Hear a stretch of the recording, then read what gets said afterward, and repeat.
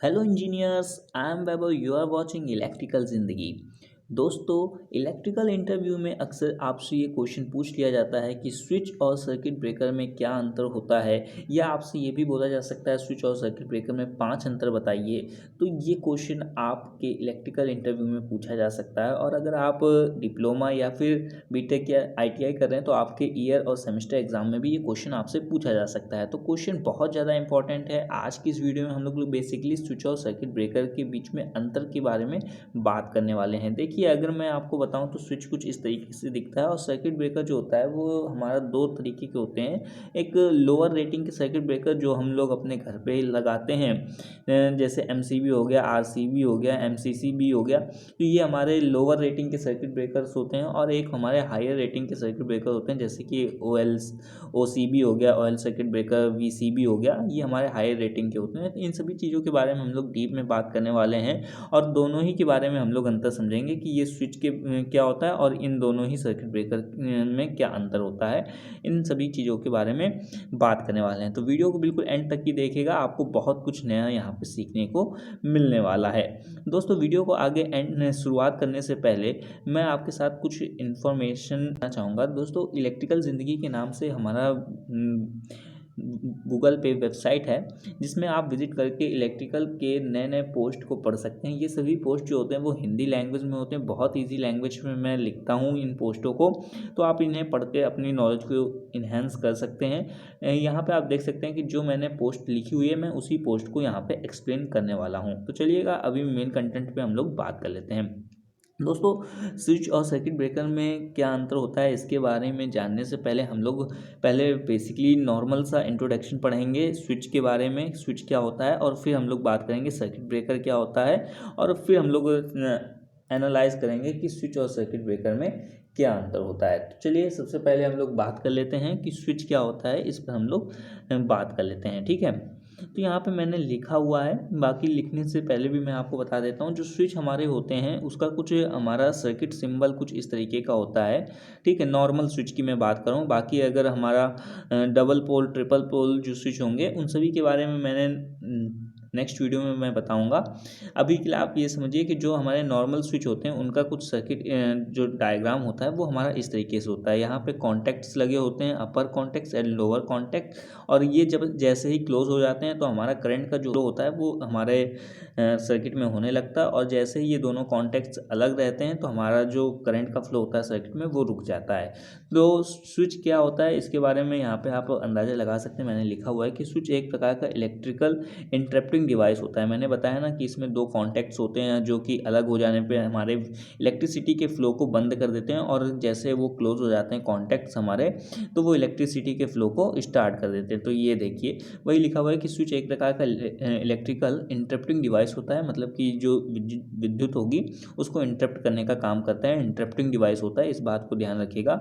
जो कि विद्युत परिपथ में बंद धारा को बंद व खोलने का काम आता है। धारा को बंद व खोलने या फिर विद्युत परिपथ को बंद व खोलने के काम आता है। स्विच को मैनुअली ऑपरेट किया जाता है। आपको जाहिर से पता है कि जो आपके घरों में स्विच होते हैं उसी के बारे में मैं बता रहा हूँ। तो स्विच को अगर ऑपरेट करना होता है तो आप मैनुअली जा करके ही स्विच को ऑपरेट करते हैं। पंखा खोलना होता है तो आप पहले खटके को दबाते हैं, अपने स्विच को ओपन करते हैं, और वो हमारा जो सर्किट होता है वो हमारा ऑन हो जाता है, ठीक है ना। उसमें करंट की सप्लाई जो होती है वो ऑन हो जाती है। तो यहाँ पे आप समझ सकते हैं कि मैंने नेक्स्ट पॉइंट क्या लिखा हुआ है कि विद्युत परिपथ में स्विच किसी भी प्रकार का प्रोटेक्शन प्रोवाइड नहीं करता है। तो यहाँ पे आप समझ सकते हैं कि किसी भी प्रकार का प्रोटेक्शन आपको स्विच जो होते हैं वो प्रोवाइड नहीं करते, पर सर्किट ब्रेकर जो होता है वो आपको प्रोटेक्शन भी प्रोवाइड करता है। जैसे शॉर्ट सर्किट हो गया, अर्थ लीकेज सर्किट करंट हो गया, इन सभी से हमारा प्रोटेक्शन प्रोवाइड करता है। बट जो हमारा स्विच होता है वो हमारा किसी भी प्रकार का प्रोटेक्शन प्रोवाइड नहीं करता है, ठीक है। यहाँ पे नेक्स्ट पॉइंट मैंने मेंशन किया हुआ है कि विद्युत परिपथ में स्विच हमेशा फेज केबल में ही कनेक्ट किया जाता है। तो इस बात को आपको ध्यान रखना है। जो हमारा स्विच होगा वो हमारा फेज के साथ में ही कनेक्ट किया जाता है। जैसे यहाँ पे मेरा एक मान लीजिए न्यूट्रल है और यहाँ पे हमारा फेज है, तो फेज के साथ में ही स्विच को कनेक्ट किया जाएगा, न्यूट्रल के साथ में स्विच को नहीं कनेक्ट किया जाता है। अगर कोई इंजीनियर न्यूट्रल के साथ में कनेक्ट कनेक्ट करता है तो वो गलत होता है, ठीक है। इस बात को आप रिमेंबर रखिएगा। और बाकी यहाँ पे एक मैंने यूज़ किया हुआ है कि फेज़ केबल।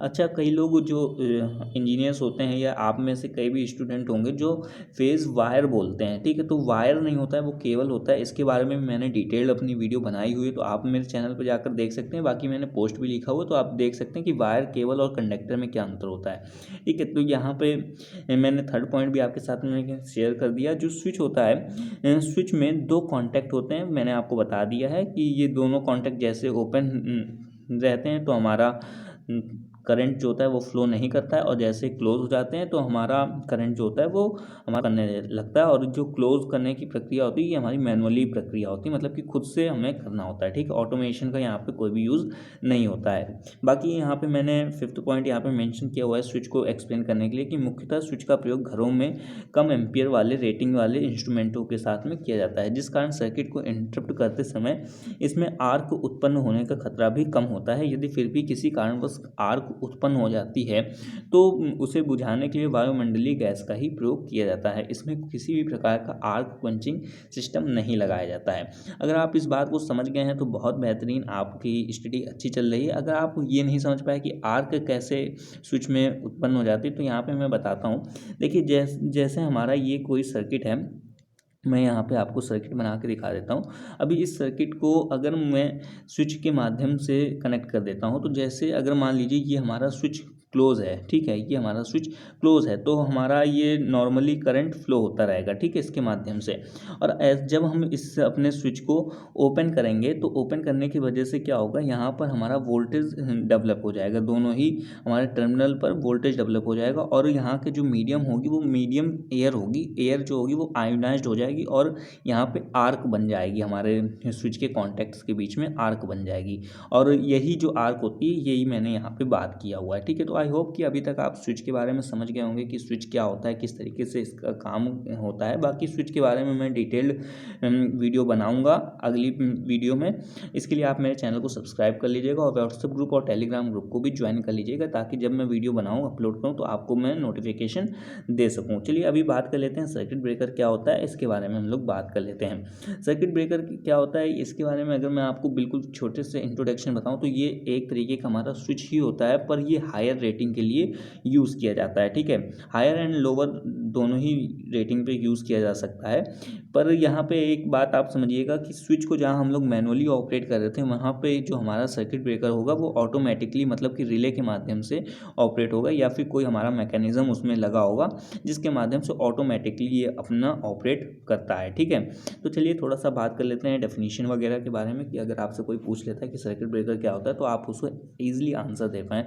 सर्किट ब्रेकर एक प्रकार का इलेक्ट्रिकल इंटरप्टिंग डिवाइस होता है, जो कि हमारा स्विच भी होता है, जो विद्युत परिपथ को बंद व खोलने के काम आता है। सर्किट ब्रेकर को मैनुअली और ऑटोमेटिकली, ये अंतर समझिएगा, जो स्विच होता है वो हमारा मैनुअली ही ऑपरेट करता है, ऑटोमेटिकली ऑपरेट नहीं करता है। पर यहाँ पे जो सर्किट ब्रेकर होता है वो हमारा मैनुअली और ऑटोमेटिकली दोनों प्रकार से ऑपरेट किया जा सकता है। जो ऑटोमेटिकली ऑपरेट करता है वो या तो हमारा कोई मैकेनिकल मैकेनिज्म के माध्यम से ऑपरेट होगा, और या तो फिर वो हमारा रिले के माध्यम से ऑपरेट होगा। रिले क्या होती है इस पर भी मैं डिटेल वीडियो बनाऊंगा, उसके लिए आप मेरे चैनल को सब्सक्राइब कर लीजिएगा। जैसे वीडियो बनाएंगे आपको नोटिफिकेशन मिल जाएगा व्हाट्सएप ग्रुप और टेलीग्राम ग्रुप में। बाकी अगर मेरे चैनल को सब्सक्राइब करे रखेंगे तो नोटिफिकेशन में आपको मैसेज मिल जाएगा, ठीक है।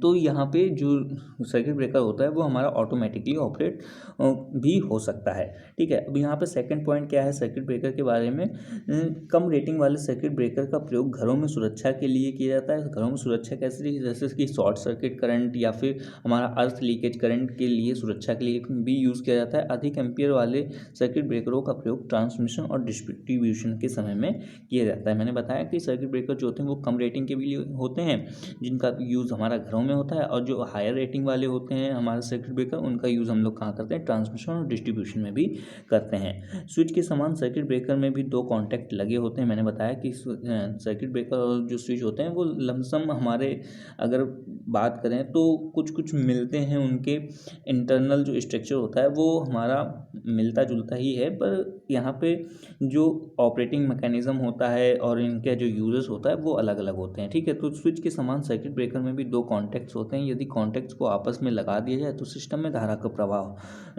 रुक जाता है। मतलब कि कॉन्टैक्ट्स को अगर आपस में अलग कर दिया जाए तो हमारा सिस्टम में धारा का प्रवाह रुक जाता है। यदि कॉन्टैक्ट्स को आपस में जोड़ दिया है तो सिस्टम में धारा का प्रवाह चालू रहता है। यहाँ पे नेक्स्ट पॉइंट मैंने मेंशन किया हुआ है, जब किसी आकस्मिक समस्या के समय सर्किट ब्रेकर के कॉन्टैक्ट्स को ओपन किया जाता है तब करंट के बीच आर्क उत्पन्न हो जाती है। देखिए यही चीज़ आपको समझना है।